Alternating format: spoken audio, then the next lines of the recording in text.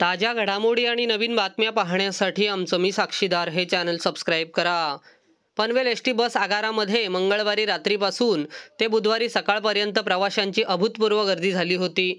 मतदानासाठी गावाकडे जाणाऱ्या प्रवाशांना बस गाडी मिळत नसल्याने शेकडो प्रवासी बस गाड्यांअभावी खोळंबले होते. प्रवासी आणि राज्य परिवहन महामंडळाच्या आगार परिवहन निरीक्षकांमध्ये शाब्दिक वाद झाला. सर्वाधिक प्रवासी महाड व अलिबाग या ठिकाणी जाणारे होते. पनवेल बस आगारातील स्थानिक फेऱ्या निम्म्या रद्द करून निवडणूक विभागासाठी 59 बस गाड्या पनवेल बस आगाराने दिल्या होत्या. मंगळवारी रात्री ते बुधवारी पहाटेपर्यंत वडखळ येथील वाहतूक कोंडीत निवडणूक साहित्य सोडून येणाऱ्या काही बस गाड्या अडकल्याने पनवेल बस आगाराचे नियोजन बिघडले. मतदानाच्या दिवशी पनवेल बस आगारातून बसने पेण, अलिबाग, महाड इत्यादी ठिकाणी जाणाऱ्या प्रवाशांची गर्दी झाली होती.